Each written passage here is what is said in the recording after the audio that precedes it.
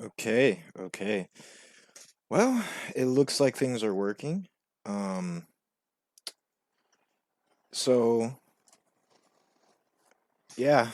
Um, I made a live video on YouTube yesterday, and the quality just wasn't something that I was proud of. So I decided to make a new video with new software, basically talking about the same things. And so I went on for about an hour yesterday. Hopefully, I can get it down shorter because I mean, just hopefully I can get it down shorter. But so yeah, basically what I wanted to talk about was the current division that's going on in America right now. I'll get straight to it because I mean that's just the reason I'm so big on creating content, starting to try to okay, let me start to put some content out there that and overlay my thoughts on top of said content to at least get people thinking about certain things because I feel like especially my generation a lot of people aren't thinking about some important things that are aspects of life, especially modern life and civilized life, stuff like so I mean there's just so much to crack into here, but I guess I'll start with kind of where I was starting from that day, and that was race relations and how that somehow got injected into the Capitol riot situation, in which the stance Black people are supposed to take is that you know if the crowd at the Capitol building would have been more brown skinned folks, that it would have just been a slaughter, a massacre. They would have lined people up and just like, gunned them down with a machine gun or something. Which I think we all know is quite a ridiculous notion. If anything, they'd probably be more hesitant to shoot, as naive as that might sound if you're lying to yourself. That's the reality of the situation. So not because I think it's that way, but that's just what the facts and the data and the statistics bear out. So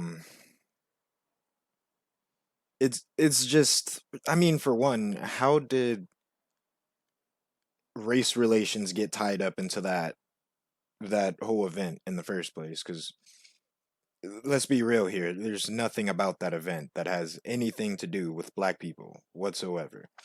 Like as a matter of fact, most black people don't support Donald Trump like at all.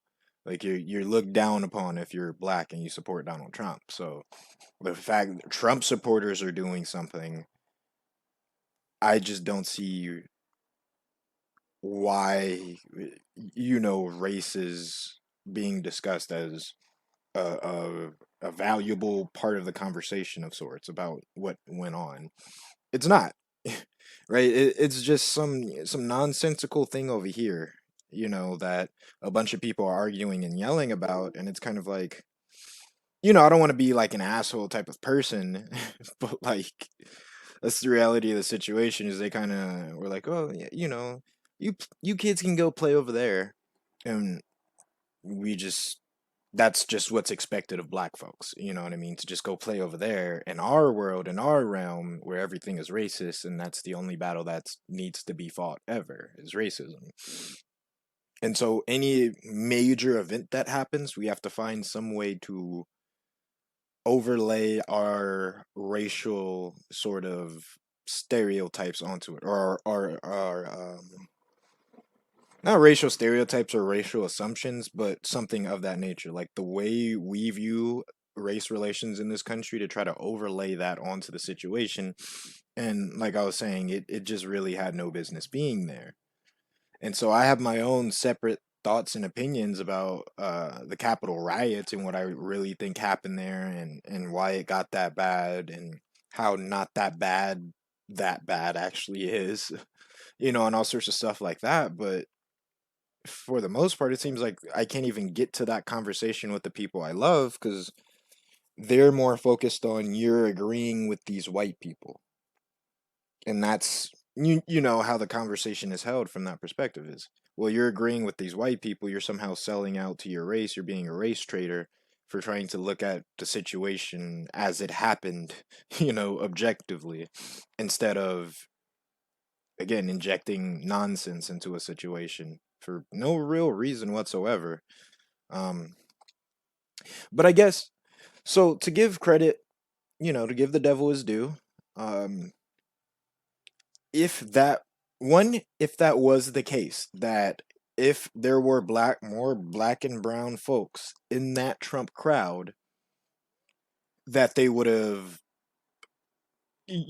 started shooting machine guns. If that were true, which it's not, I mean, we have much bigger problems on our hand. One, the police, which are supposed to be civil servants, massacring people, which we're told is the situation that's been going on in America against black people for a really long time. And this window out here leads to South LA. Apparently, I can't say it's South Central because it's, even though on Google Maps, literally South Central, the people that have lived in this area know more. So it's South LA. But it same shit, same difference. And so I've had many interactions with the police. I'm not sure if you see my hair here. The quality was quite bad on the YouTube live stream I did, but the quality seems to be a lot better here. They're not dreads really. I'm trying to get them to be dreads, but they're twisties. It's a natural black hairstyle that's protective of our hair, um, and of our scalp, and not only keeps our scalp healthy, but in my personal opinion, like my view of the world, these are like antennas that reach up towards the sun in a sense.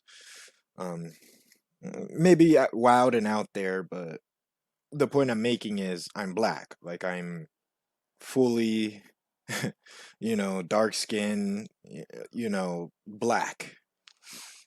So I've had plenty of interactions with these LAPD cops, and you might think it's because, oh, well, the second you open your mouth, you sound whitewash, right? Or anything like that. But regardless of the reason, I've never had that experience where the cops were out to get me, right? I might have felt like that before I've had multiple interactions with cops to kind of look back on and be like, oh, well, I've literally, had interactions where cops were called on me and things went quite peacefully. And if anything, they treated me more respectfully than you would have even just a regular old white ordinary citizen from my perspective at the time, right?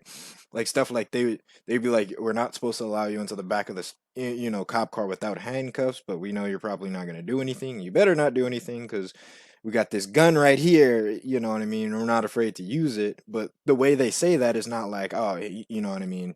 You better be scared inward, but more like in the sense of like, not half joking, but half joking.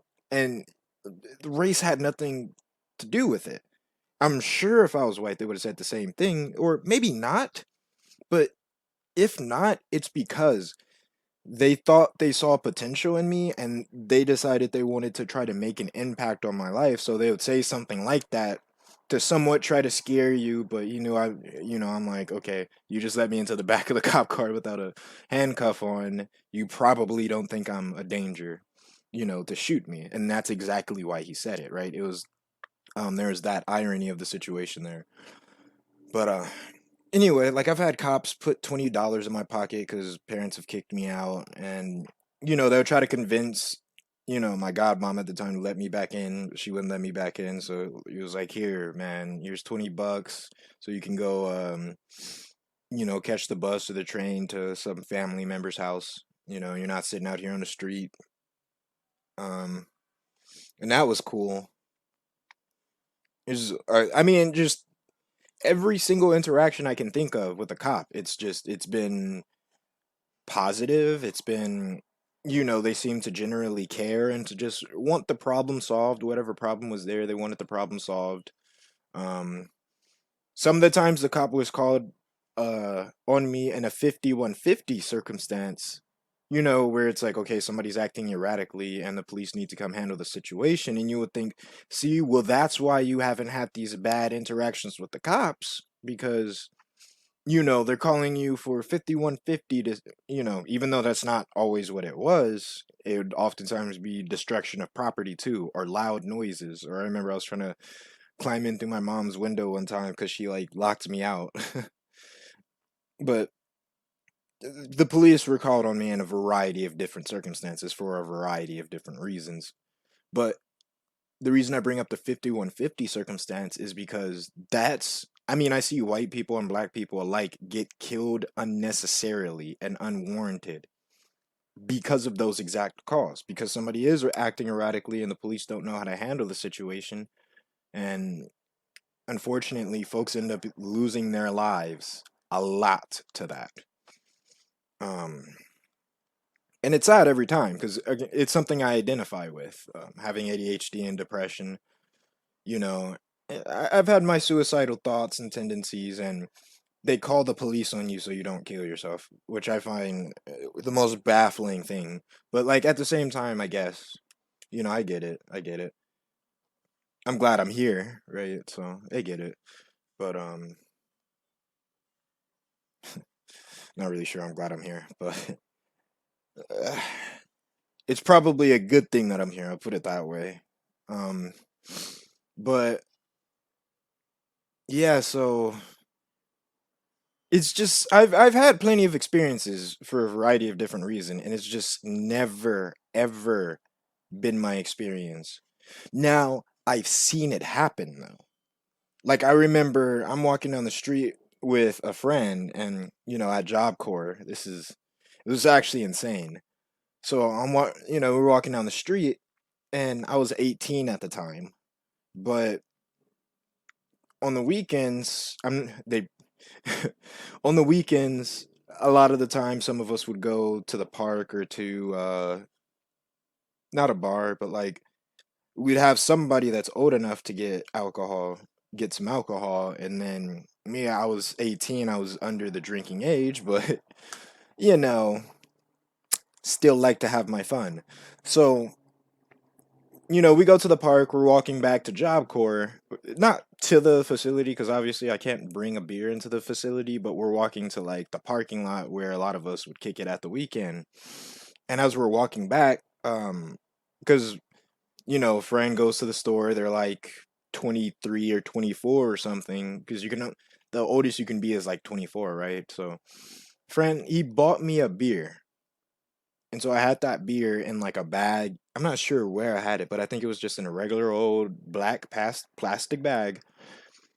And we're walking down the street, trying to go back to the parking lot or whatever. And he spits on the ground, like he spits on the sidewalk. And then immediately you hear, boo! Hey, you. We're like, what the fuck? I'm scared as shit because I'm an underage person literally carrying a beer. If they're like, look, we're going to search you guys, I'm going to need to see what's in that bag. I'm in massive, massive trouble because they're going to, I mean, the police station is right across the street from Job Corps too. So you don't get to go to the police station without, the staff members at Job Corps knowing about it. So I was, I mean, I was scared as hell. But I kept my calm and composure because I was kind of a troublemaker at the time. And when you're a troublemaker, you tend to learn to keep your composure when things get stressful. Because if you just let yourself get stressed out and panic, things just get a million times worse. So I stayed calm. But like I mean, on the inside, I was panicking my ass off. So anyway, he like spits on the sidewalk.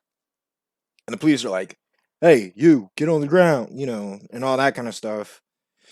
They like pull over, get out the cop car, like they make a real big deal. They're like, get on the ground, get on the ground. And like he's just like, what the hell? Like, what did I do, officer? Like, what did I do? I want to stand up for him, but I have a beer and I'm 18. So I'm sorry, buddy. Like, I kind of had to just walk away there, man. Like, mind you, we're both black. He's black, a little bit shorter than me, but he dressed more like a quote unquote what would be seen as a thug than I did. Mind you, he was no more thuggish than me. We both had our street smarts. He was affiliated with a gang back home out of state. I've had somewhat gang affiliations. People don't know that, but like I've had chances to like be founders of some small gangs, but because I've never joined something like the Crips Blood, something already established, but I've had my opportunities to maybe be a founding member of a gang, let's say. I kind of just didn't. One of these gangs I know kind of blew up a little bit, but anyway. So we're about the same level of thuggish, if anything. He appears it more. I come across as a squirrel on purpose so that people don't really mess with me because it's just stupid. I'm not trying to like get shot and die, for no reason other than I chose the wrong colors to wear one day. So he just immediately appears somewhat more thuggish. That's the only real difference. We're both at Job Corps. We're both trying to get our lives together.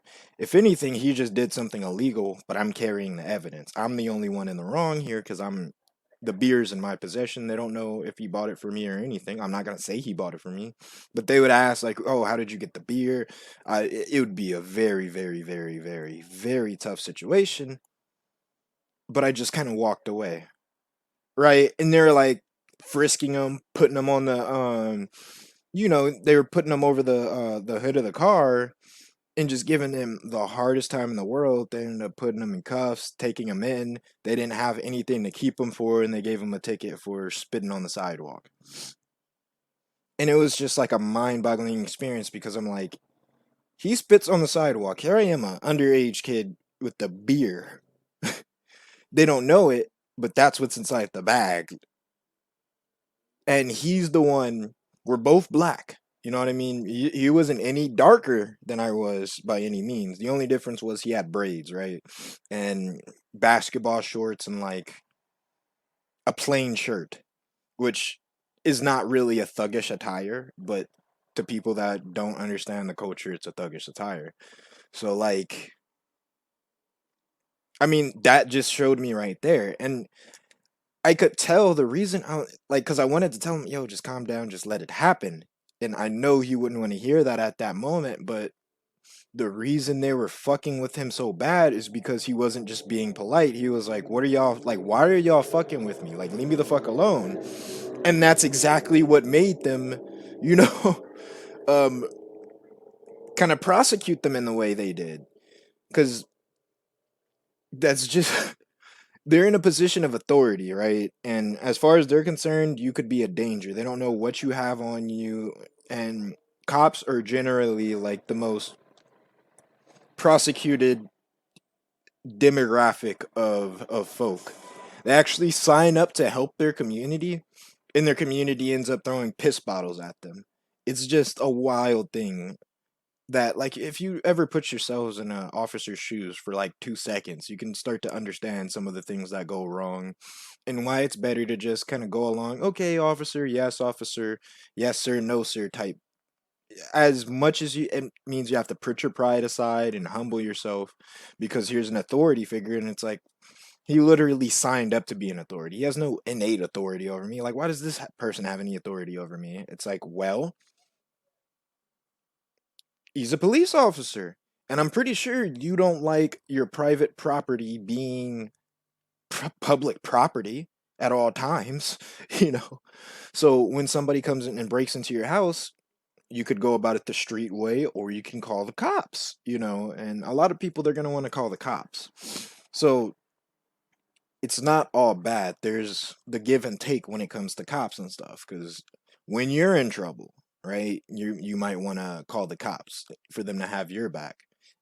And it's really a sad thing that black folks oftentimes are nowadays starting to think that they can't call the cops because the cops won't have their back, right? Like I'll call the cops and then the cops will come shoot me because that's what they're seeing on the media and stuff. And it's like, dude, that's not the case at all.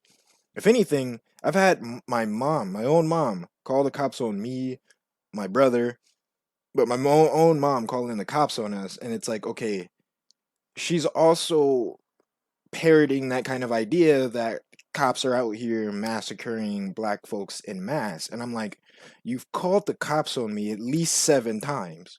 And you haven't been the only one, but the vast majority of the times the cops been called on me, it was family, you know. So it's kind of like,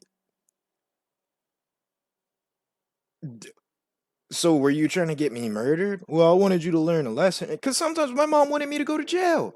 And there's the same person telling me, like, you would never survive jail is the same person that thought jail was a valid way of getting me to stop smoking weed. Which is now illegal, by the way, because everybody realized how harmless it fucking is. But I understand my mom's fear when it came to weed because there's a whole variety of different circumstances and all that kind of stuff. But that's what I'm talking about, though. It's so there's the fact that what I had witnessed is a valid thing. Like cops can be assholes to people, even people of color. Like they can be assholes.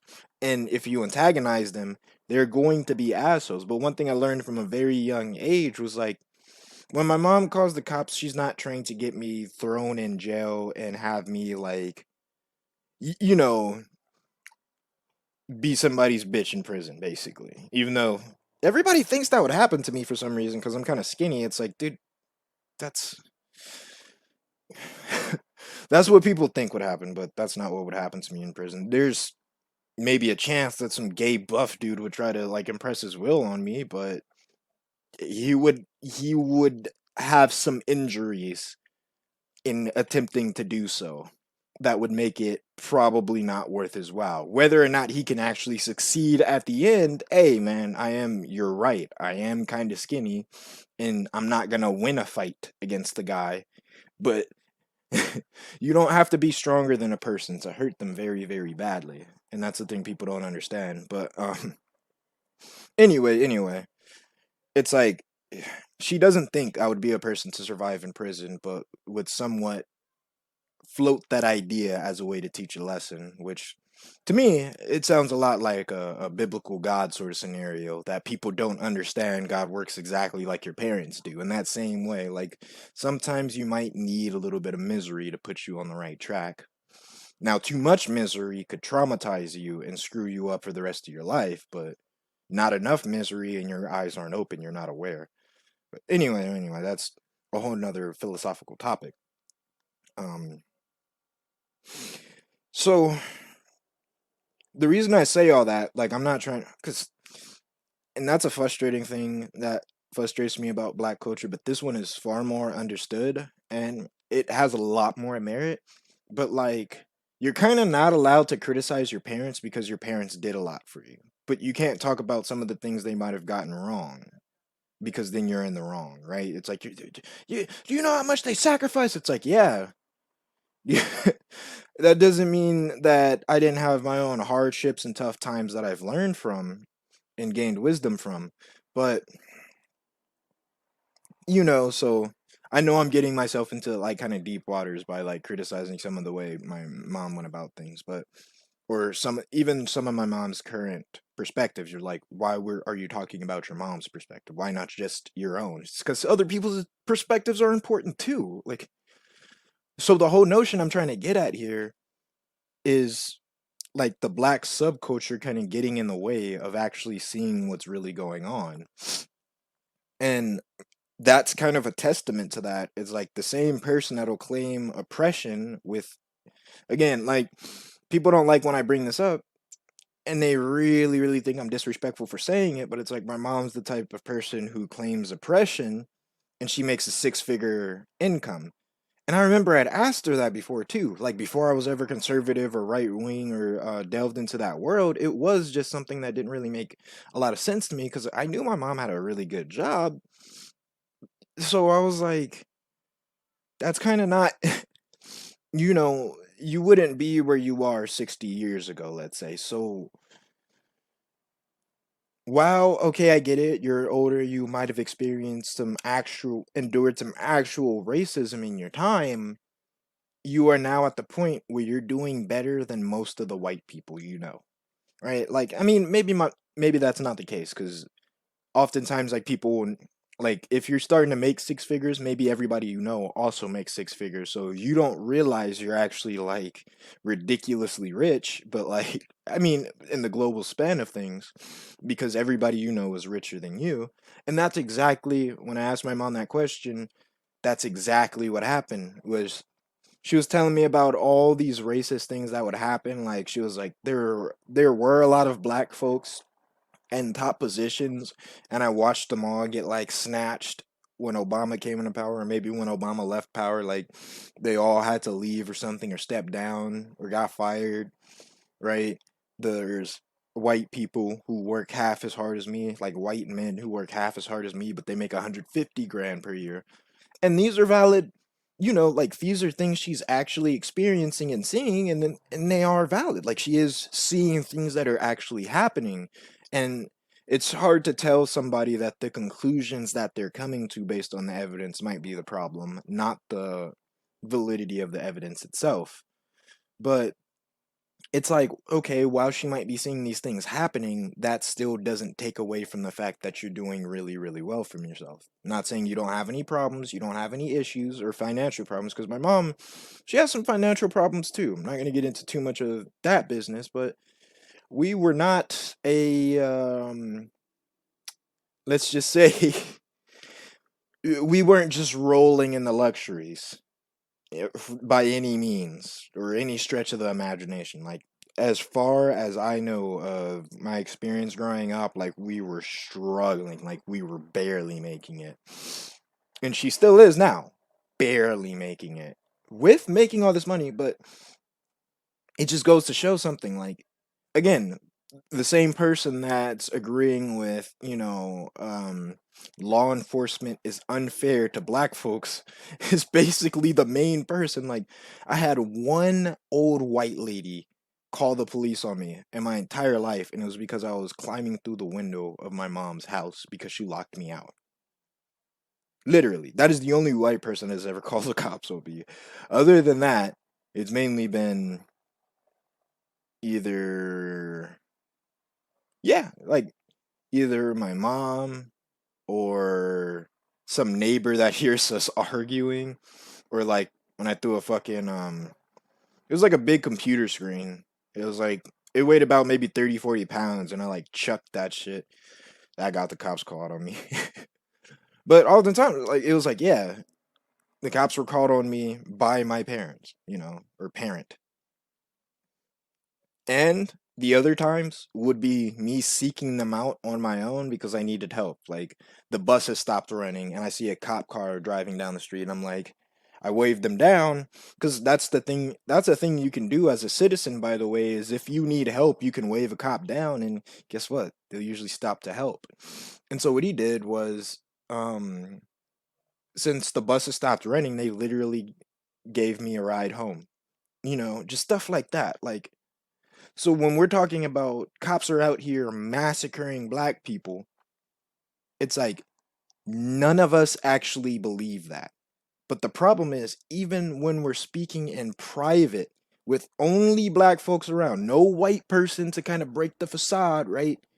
It's like kayfabe in a sense. Like if you know what kayfabe is, it's like WWE stars, like people like that are not allowed to break character even in real life. Like if they're in the public eye, they have to keep their character as part of their job. So it's like a 24/7 job in a sense. Now when you're just with your family and stuff and you're not in the public eye, you can, be yourself and stuff, but the second you're out there in public, you have to, put back on that WWE persona, even if you're not going in the ring to wrestle that day. So that's kind of what kayfabe is. It's like pretending, um, even outside of the normal stage for that sort of behavior. Um, and so yeah, that's the part that's scary to me. Is like we still act like what's clearly untrue is true in private. Just if only black people were around, we're all family, right? We're all trying to tell each other the truth as much as we can. This is still something that like so I think maybe what I don't do a good job of is pointing out the fallacies or the logical fallacies in person, but what I noticed these older folks do a good job of is saying, I am an elder and I've experienced twice your life or three times your life, so I'm pretty sure I understand what's going on more than you do. And it's like it's a fair point to be made, but it's like a point like you'll wear out the wisdom of you being an elder before, or realistically speaking, the idea that I should listen to you because you're probably the one in the right because you're my elder should be worn out far before the idea that you should instead listen to me because I have a higher IQ than you, and because I'm younger my brain works faster, I'm able to learn and absorb a little bit quicker and all that kind of stuff. So if I'm not even allowed to use that argument, because if I use it like once it's like, well, you're always talking about it, it's like, oh, Jesus, man. you know but and so I double down on it, and now it's not only been something I've said once, and people are really starting to get irritated by it, but it's like literally every time I talk to elders and I point out, like, that's kind of inconsistent. Like, you say this, but you've literally done this and acted in this way, and still defend that action to this day. You don't go, well, okay, I might have. No, you go, nope, I was right then and I'm right now, even though they're two completely opposite things because I'm older than you. Like that, I get more answers right on tests of objective evidence than you do. Is that not a good reason? Because, I mean, I'll be real here. You've lived more years than me, you've had more existence time. Pretty good argument.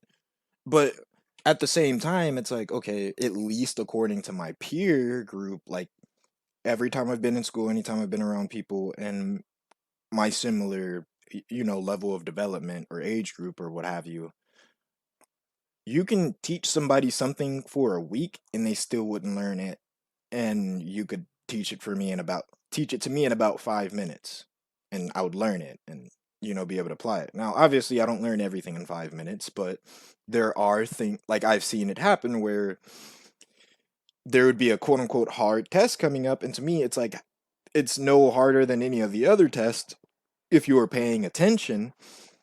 But it's like the teacher was beating the same concept into people's heads for like a week and people still didn't get it. The first time the teacher told me that concept, I got it. And so that entire week I'm bored and frustrated that this is like being a thing going on. And so the realization that comes with that is, okay, say I've studied for 5 minutes and you've studied for 15, which is kind of the argument that they're giving is you've only lived for 20 years. I've lived for 60. That's why I know, everything and you don't. It's like, okay, say, I've had 5 minutes to experience the world and learn as much as I could, right? You had 15 minutes to, um, experience the world and learn as much as you could. But they limited your, like, say we've had a technology or whatever, you could limit and increase people's IQ at will or whatever, and so they were like, we're gonna have you operate at 100 IQ for 15 minutes, and we're gonna have you operate at a 150 IQ for 5 minutes. You'd find that the person operating at an IQ of 150 for 5 minutes not only does way more and learns way more, that person that might have spent 15 minutes trying to learn things might not learn anything, whereas that person with IQ of 150, that only has 5 minutes might learn like a wide variety of things. And it doesn't all just come down to intelligence, because like a lot of my elders are family members, so they're people where I actually inherit my intelligence genetically from almost directly. So it's, you can't say, oh, I'm smarter than my parents. It's like that just axiomatically doesn't really make sense. Even though you might have a higher IQ than your parents, it's like you still inherit your IQ from your parents. So you have to realize that for you to have been smart, they have to be smart people too. They might not be as smart, but probably, somewhere in that ballpark. Like, you don't just be average IQ and just birth a genius randomly. It doesn't really work that way. Um, which does mean, you have stacked families and families that aren't quite stacked. And it's like, that's kind of the way the world works, though, unfortunately. Anyway, I'm getting too far down this sort of tangent here. I just don't really like that idea that keeps like, oh, I'm always right because I'm older than you.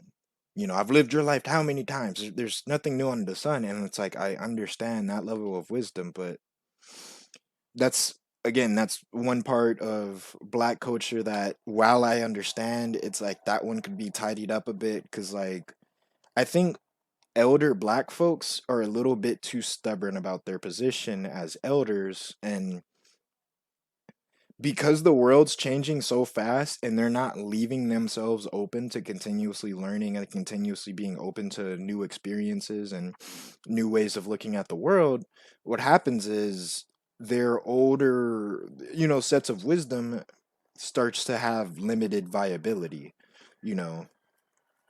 Like for example, stuff like, oh, what the fuck is going on there? There's like The Witcher in the background, and that's just insane. Anyway, um, what was I saying? Yeah, so their wisdom starts to have limited efficacy in a sense, or limited effectiveness because the world's changing so. Like for a prime example is stuff like people will tell you you have to go out and hit the pavement. You want a job, you have to go outside and hit the pavement. Like you can't sit at home and expect to find a job, right? And it's because the vast majority of human history, like literally forever before the like late early 2010 era ish, literally all the time before that, that was the best way to go out and find a job. Now you're kind of shooting yourself in the foot going out on foot to look for a job, though.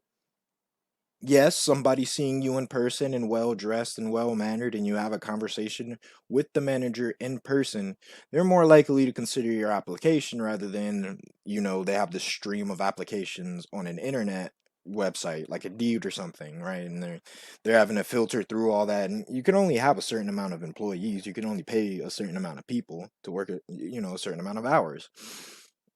So you can't hire everybody, right? So that is like there's wisdom in what they're saying. Like that is true. Like you're giving yourself the best shot at success by actually showing up in person to these places. What they're not understanding is the ability to apply to 10 different places in under a second supersedes your slightly higher chances at that one job, which might take 30 minutes to drive through, and then you still have to, take a shower and dress nice and look presentable and, all that kind of stuff that takes time as well. When within that same hour, you could have applied to like 25 different places. So you can decide for yourself which one increases your chances of actually finding employment more. But if I was ever failing at finding employment, they would assume that's the reason why. And they'd be like, you have to go out and hit the pavement. That's why you're not finding a job. Then I'd go out and hit the pavement and still wouldn't find a job. And it's like, wow. But usually what would happen is an older person, usually like my god, it's always usually historically been my godmom, and then, now my mom has a new friend that I consider my godmom, but is not technically my godmom because you only get one, right? But anyway, these are the people historically who've gotten me jobs throughout my life. So they know what the fuck they're talking about oftentimes. And to be honest, those are like the two people who are telling me, like, yeah, I see where they're coming from, hit the pavement, but you really want to do both type things. And I find that reasonable. But they'll tell me little stuff like just get out the house to get people off your back type stuff, like common sense stuff like that. It's like because they understand just as well as I do, like just showing up everywhere with a suit and tie, it might have worked in the past, but nowadays it's not quite a viable method. But again, saying that's the elders failing, it's kind of at the same time these elders have gotten me jobs. So moot point in a sense. But it's just what I'm saying of sometimes these older folks, their wisdom will become outdated, and because a lot of black folks were like I've noticed at a certain age will become unwilling to update their perceptions or their world views.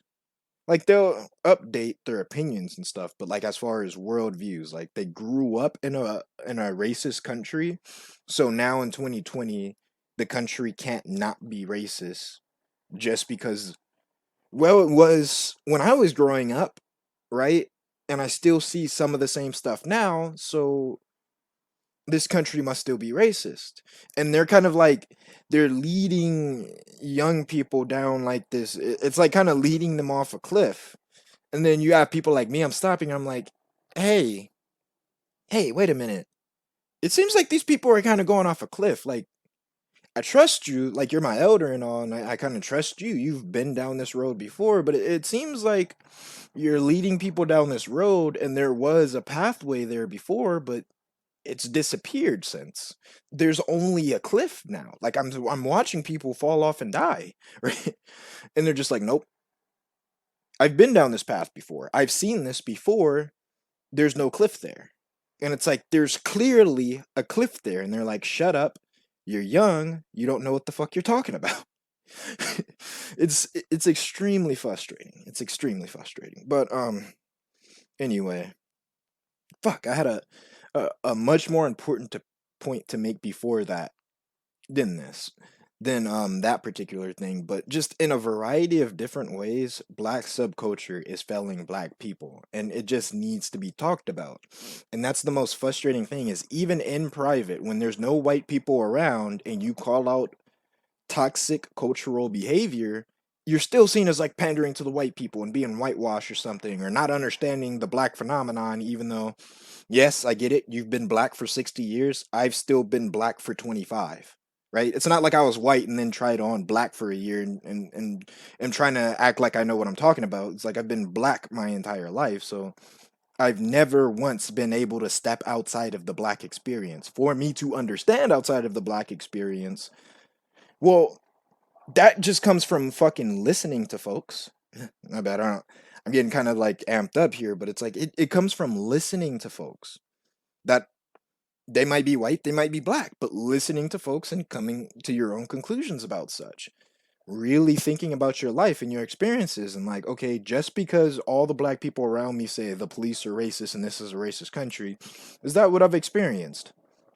Have I experienced white people looking down on me like, oh, nigger this, nigger that, or, what have you? Damn. I probably can't post this on YouTube now. Anyway, or Facebook. But like, is that what I'm experiencing? Like people just calling me N-word, boy all the time, and you know, I'm applying for jobs. They're like, nope, you're black. Those application away. We're not hiring black folks here. This, as you can see, this is a white establishment, right? I mean, I would say the pizza place I worked at before, it's like you could tell some clear, like most of the black most of the black men were in the back, and then the servers, well, they'd be a variety of cultures, not just white, but like, the European milquetoast white, and like the Irish sort of like Viking-ish sort of like white.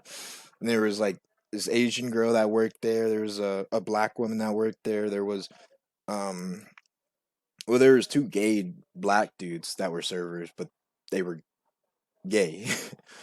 And all of us, because we were like straight dishwashers in the back, and then we're watching like, it's the customers are almost exclusively white. Now occasionally you'd get the black customer, but they were almost exclusively white customers. And it was because like the pizza and like everything at that restaurant was massively expensive. Just massively expensive. And so it made sense, like, so I'm watching the things people are complaining about play out in front of me when I was working at this pizza place called Roberta's for 9 months. I put on my Facebook all these racist ass crackers, and like I'm so like I feel so bad about it. It's because I did literally the same thing I'm complaining about for people nowadays. I got fired because I cussed the manager out and then tried to blame it on racism. But the entire time that I was there, we'd have these conversations about, is racism like real? And it was within these conversations that, yeah, sometimes people would point out things that I didn't notice. Like they would point out like, yeah, notice how the only black people that are out there, interacting with the customers and stuff, because it was a largely white customer base, are like the gay black dudes. It's like, right? All the straight black dudes, kind of hood a little bit. You know what I mean? We flirt if a woman would come back there and that kind of stuff. Like, we would not be afraid to look if somebody was good looking and all that kind of stuff. They were like, yeah, we gonna keep y'all back here. And so a part of me was like, okay, I can see why you would think of it as racist, but it's also our own behavior, in a sense. Now, it's not behavior I'm not proud of. I do think that there's nothing wrong with being straight. You know what I mean?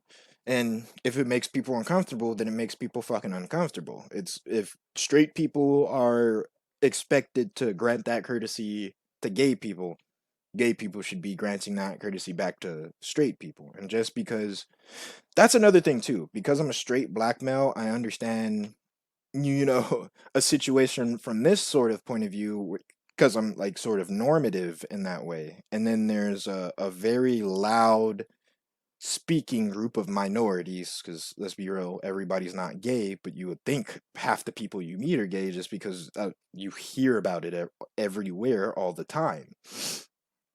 And it's like seeing the black subculture from the outside, being a straight male, seeing the kind of LGBTQT sort of like subculture from the outside.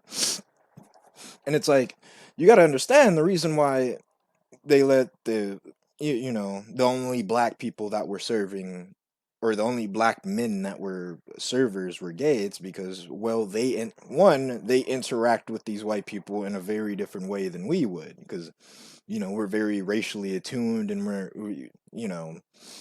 kind of thing. Like, we're always having racial conversations back there too, even though we were mainly like black. There was also sometimes there would be like a white dude working back there. And it's like, well, why is this dude back here, right? If he's white and this is racist, and then he has like tattoos everywhere and shit. Mind you, I'm like kind of a milquetoast black dude. I don't have any tattoos on or anything. And I was working with people who would have tattoos, be black, white, Asian, whatever. But you started to realize like the common thing keeping us back here as dishwashers is not our skin color. You know what I mean? It's like we can't print.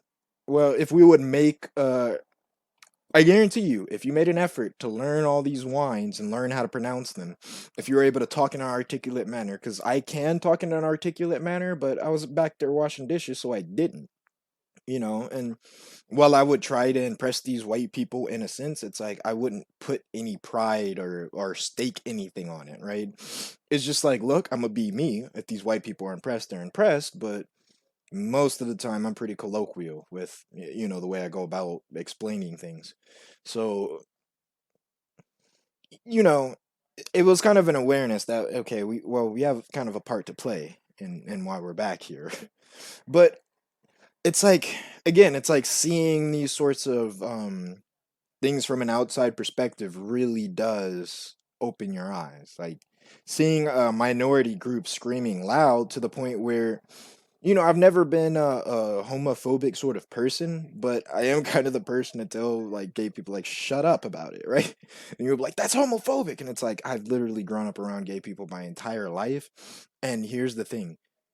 I didn't even like, I wouldn't say I didn't know, but like I didn't really care.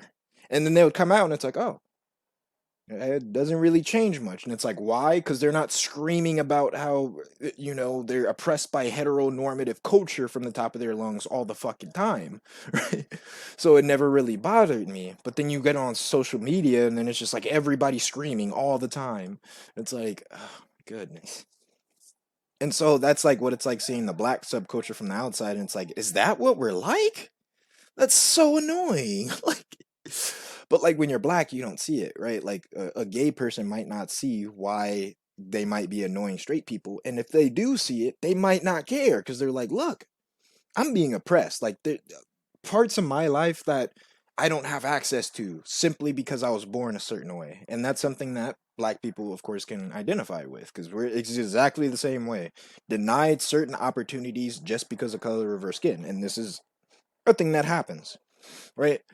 That's another thing too, is because I say the things I say, which are a lot of conservative right wing talking points, quote unquote. It's not even conservative right wing talking points. It just so happens that the conservatives are talking common sense, and our common sense is just so skewed. Again, not to bring my mom back into the situation, but my mom used to always tell me I didn't have common sense growing up, and I did take that to heart.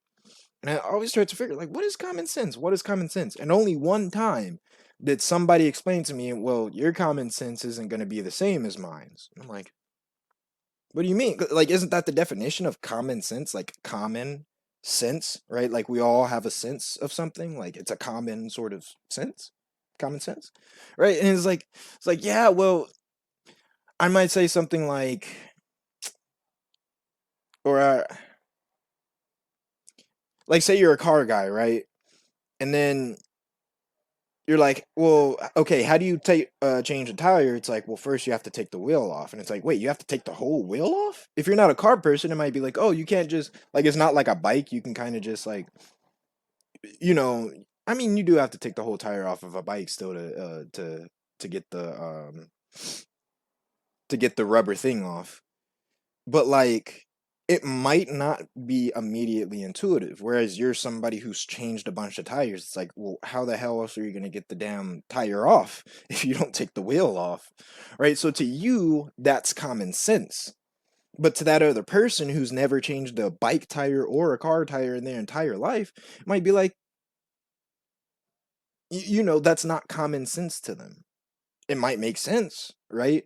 If you tell them why, it might be common sense to them after that, but like that's what he was basically saying is everybody doesn't have the same common sense. What's common sense to you isn't necessarily going to be common sense to the next guy, which kind of defeats the purpose of the idea of common sense in the first place. But now I'm understanding where my mom was coming from is like she was like, you don't just blindly agree with the people around you, and you're a kid and you don't know much, so it's probably wise to just blindly agree with the people around you. What she didn't understand was like I was kind of a super genius not understanding the experience I was having throughout school and growing up, and why I did have these different thoughts than other people, and why they happen to be correct a lot of the times. You know, like the entire class would say something, and I'm like, well, I don't think that's the answer. And the teacher's like, yes, he's correct. I mean, once that happens enough times, you start to realize, like, yeah, that's a reasonable assumption to make that if everybody's saying something or if everybody's telling you you're a certain way and stuff like that, then they're probably right. I've experienced the other side, which is they also could be wrong as well. Like everybody can be wrong, you know? And it's not that everybody's wrong, it's that people don't think individualistically. Like people don't think for themselves oftentimes. They'll just go along with the crowd because that's easy, right? That's another thing, intellectual laziness. That's what's harming the black community the most. Intellectual laziness and intellectual dishonesty. And having said this, like I'm like about an hour in and I'm just getting into like the meat of of what I'm cuz it's hard to articulate. Like I'm seeing a problem quite clearly, but expressing it, there's just so much stuff that's come together to where now the picture might be clear to me, but you know what I mean, to you guys the puzzle pieces are still scattered all over the place and I have to literally bring the picture back for you, like in real time. And so I might have the full picture over here, because like say you have two duplicate chess pieces, but like it's literally impossible to show you this, the puzzle that, or I have two hands. Wait, this way, yeah. Oh, that's so weird. It's a mirrored image. Anyway, um, so I might have this puzzle piece. Well, actually, this is more realistic, right? I have this puzzle piece over here that I can't show you, but it's finished. And I'm trying to explain to you what it looks like, and what I'm realizing is that's going to be nearly impossible. My best course of action is to take this, you know, all these jumbled pieces over here that, you can maybe see and put the puzzle together in front of you so that I can show you what it looks like. I wish I could just show you this one, But unfortunately, human limitations don't work that way. Now, I mean, you could use that as a microcosm for a lot of different things because you could essentially say everything, like every opinion you hold is a puzzle piece you have in your head, and to another person, it's going to inevitably appear as a jumbled mess unless they have a similar puzzle set or similar picture and that they've been working on. It might not be completely jumbled, right? But for the most part, you're going to have to put it together in front of them. Or the other person can just have empathy. And that's what I've noticed is a really good trait to have is to just put yourself in other people's shoes before you start to judge or before you start to like criticize, because then you can see their puzzle piece. You can literally see their whole picture and it's like, oh, right? Now they don't have to worry about putting the puzzle piece together in front of you. You can just, it's not going to be a clear image, right? But it's going to be about as clear as their image, you know, in a sense. And again, it's not like this. It's like a detailed picture where I can sit here and point out every pixel or something. Like it's like a blurry full image, and then I have uh um highly detailed like HD puzzle pieces. So I have to put together an HD picture of what's going on, but there's this blurry full picture it gets less blurry over time as I learn more and stuff, but it's kind of right, like there's something I've been trying to get at, and that's basically what it was. That's the blurry picture that I'm kind of trying to figure out a way to show you, is that's what's harming the black community. Like to put the entire video into like a sentence or two, the biggest problem in the black community is our intellectual laziness and intellectual dishonesty. We don't want to learn. We have just as much ability to learn as everybody else, but we don't want to. We don't value learning. Being an educated black man is seen as being whitewashed. Looking at things objectively is seen as taking the side of the white people. Now, why is intelligence seen as a white phenomenon? Is that not racist to you? Is that not like the definition of racism? To assume that only white people can be smart. By the way, when I reveal to people that I have an IQ of 160, I've noticed most people will believe me just off the bat, just like, because they can tell, like, you can kind of tell some things, like when somebody says something with like kind of a certain confidence, it's like he's, he's probably telling the truth, like as far as at least he's concerned. Somebody's told him he's had a super genius IQ and he believed it, right? Whereas a lot of the people that I've known that like would kind of test me, it's like, I'm not sure. You're kind of smart. You're a little smart. I'm not sure if I would call you a super genius. It's like, well, Mensa did, so. Or, I mean, no, your diagnostic criteria is way better than an actual professionally used IQ test that has been perfected over centuries. Your judgment based on how I appear to you is definitely better. But the only people that have that doubt and they're like, they've all unanimously been white liberals. Never met a conservative, inward hating conservative, right? I'll tell them I'm a super genius. They're like, yeah, so what? Right? Right? It's like, it doesn't make you better than anybody else. It's like, thank you. Thank you. Somebody understands, you know? Somebody understands. But yeah, that's just something to realize, man. That's just something to realize. Intellectual laziness and intellectual dishonesty. It doesn't have to be that way, but we're encouraged to by our culture. So that's what I'm saying. Like, our culture is failing us. It's sending us on wild goose chases and worried about problems that might have existed before and been real problems before, but are no longer issues. They might be things that exist because people will think that I don't think racism exists because I agree with a lot of conservative talking points. It's like, no, racism exists. It definitely exists. And you do have opportunities that are barred from you purely because of the color of your skin. The difference is it's not just black people. Especially nowadays, it's definitely not just black people. It's white people too in these areas. It's Asian people in these areas. It's Hispanics in these areas, right? It's foreigners in these areas, right? So we all have our sets of strengths and weaknesses, and everything's not going to be perfect. And it's wrong of us to expect such, because we expect white people to act in a way in which we wouldn't even act. And that says something to me.